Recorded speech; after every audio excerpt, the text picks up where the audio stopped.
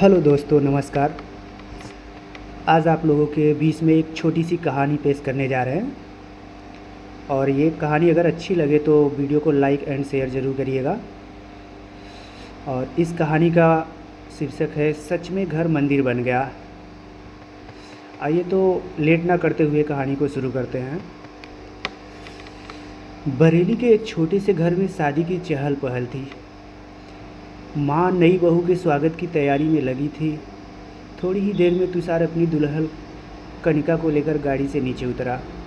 माँ ने अपनी नई नवेली बहू की आरती उतारते हुए कहा, भगवान तुम दोनों के जीवन में खुशियाँ भरे, तुम्हारे आने से मेरा घर मंदिर हो जाए। फिर शुरू हुई मुँह दिखाई की रस्म और इन सब में पूरा दिन बीत गया। 2-4 दिन में मेहमानों से भरा घर खाली हो जाता है। अब घर में बचते हैं सिर्फ 5 लोग, माँ, बाबूजी, तुषार, कनिका और रोहन। शादी हुए 10 दिन बीत चुके थे। एक दोपहर तुषार कनिका ने कहता है, सोच रहा हूँ कि ऑफिस ज्वाइन कर लूँ। कनिका तुरंत बिस्तर से उठकर बैठ जाती है। क्या हम हनीमून पर नहीं जा रहे हैं? तुषार ने जवाब दिया, अभी शादी में बहुत खर्चा हो गया है, आने वाले 1-2 महीने में जाते हैं ना। कनिका ने पूछा, पक्का?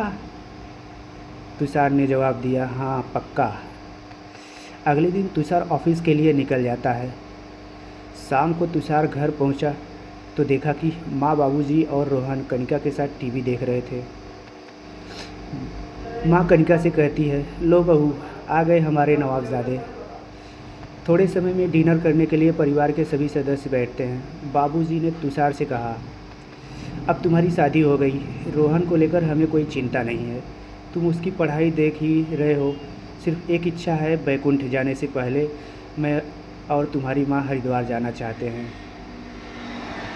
बिल्कुल बाबूजी, मैं आप लोगों की यह इच्छा पूरी करूँगा, तुषार ने हामी भरते हुए कहा। कनिका की तरफ देखा और मन ही मन सोचने लगा कि पत्नी को खुश करूं कि माँ बाप को। खाना खाने के बाद तुषार और कनिका कमरे में जाते हैं। कनिका थोड़ी नाराज़ लग रही थी। तुषार समझ गया कि उसे हनीमून पर जाना है।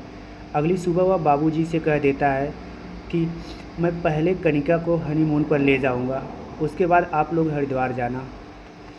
बेटे की इस बेरुखी से पिता को दुख हुआ।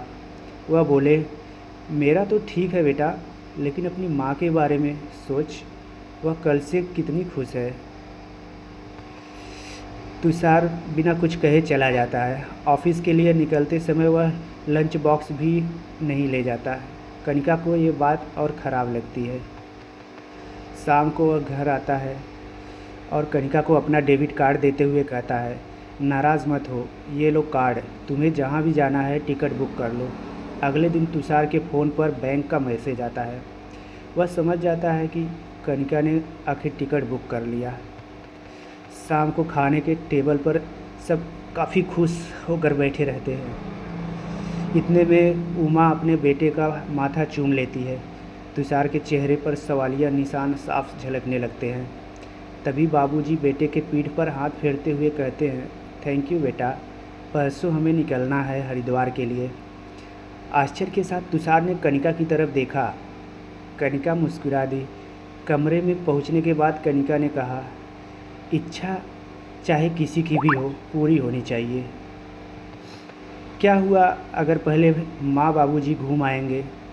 तुषार ने पहली पत्नी को गले लगाते हुए कहा, माता पिता को सर्वश्रेष्ठ बनाकर तुमने सच में घर को मंदिर कर दिया। Thank you. ये छोटी सी कहानी है, अगर आपको अच्छी लगी हो तो ज़रूर बताना दोस्तों।